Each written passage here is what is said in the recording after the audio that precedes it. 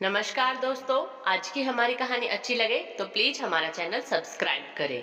देर रात अचानक ही पिताजी की तबीयत बिगड़ गई।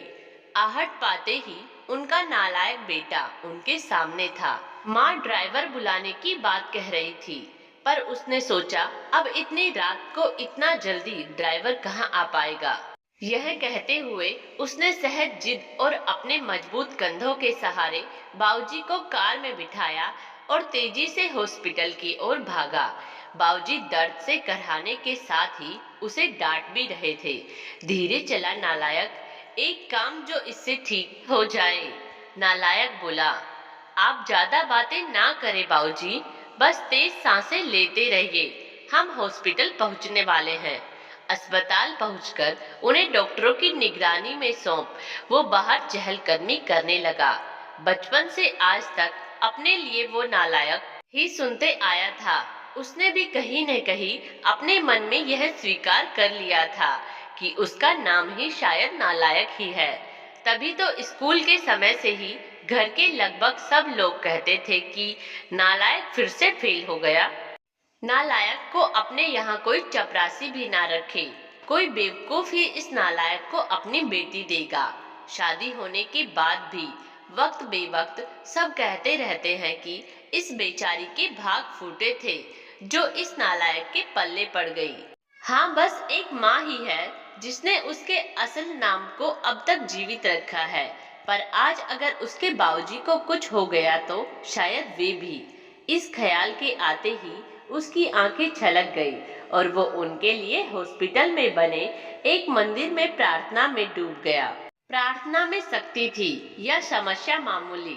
डॉक्टरों ने सुबह सुबह ही बाबूजी को घर जाने की अनुमति दे दी। घर लौटकर उनके कमरे में छोड़ते हुए बाबूजी एक बार फिर चीखे, छोड़ नालायक, तुझे तो लगा होगा कि बूढ़ा अब लौटेगा ही नहीं। उदास वो उस कमरे से निकला तो माँ से अब रहा नहीं गया। इतना सब तो करता है, बावजूद इसके आपके लिए वो नालायक ही है। विवेक और विशाल दोनों अभी तक सोए हुए हैं। उन्हें तो अंदाजा तक नहीं है कि रात को क्या हुआ होगा। बहुओं ने भी शायद उन्हें बताना उचित नहीं समझा होगा। यह बिना आवाज दिए आ गया और किसी को भी परेशान नहीं किया। भगवान न करे कल को कुछ अनहोनी हो जाती तो, और आप है कि उसे शर्मिंदा करने और डांटने का एक भी मौका नहीं छोड़ते। कहते कहते माँ रोने लगी थी।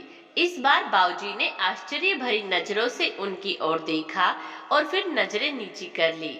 माँ रोते रोते बोल रही थी, अरे क्या कमी है हमारे बेटे में। हाँ मानती हूँ पढ़ाई में थोड़ा कमजोर था, तो क्या क्या सभी होशियार ही होते हैं।